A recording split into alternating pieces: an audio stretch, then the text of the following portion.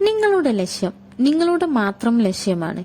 നിങ്ങൾക്കൊരു കാര്യം നേടണമെങ്കിൽ അതിന് ഏറ്റവും കൂടുതൽ ശ്രമിക്കേണ്ടത് നിങ്ങൾ തന്നെയാണ്. അല്ലാതെ നിങ്ങളുടെ സഹോദരൻ ഇതിനു വേണ്ടി കുറച്ചു പണിയെടുക്കട്ടെ, നിങ്ങളുടെ കൂട്ടുകാരൻ ഇതിനായി അല്പം ശ്രമിക്കട്ടെ എന്നൊന്നും ചിന്തിക്കരുത്. അവർക്ക് അവരുടെ തിരക്കുകളും ജോലികളും ഉണ്ട്. നിങ്ങളുടെ വഴി നിങ്ങൾ തന്നെ വെട്ടുക. ആ വഴിയിൽ എല്ലാ ചുമടും നിങ്ങളുടെ ചുമലിൽ തന്നെ ഏറ്റി നടന്നു പോവുക. സ്വയം വെട്ടുന്ന വഴിയിലൂടെ നേടുന്ന വിജയത്തിനാണ് മാധുര്യം കൂടുതൽ. മറ്റുള്ളവരിൽ നിന്ന് ചില്ലറ സഹായങ്ങൾ ചിലപ്പോൾ ലഭിച്ചേക്കാം. അതൊക്കെ ബോണസായി കരുതണം. എപ്പോഴും എല്ലാവരും സഹായിക്കട്ടെ എന്ന് പ്രതീക്ഷിച്ചിരുന്നാൽ ആ പ്രതീക്ഷ സഫലമാകില്ലെന്ന് ഉറപ്പിച്ചു പറയാം.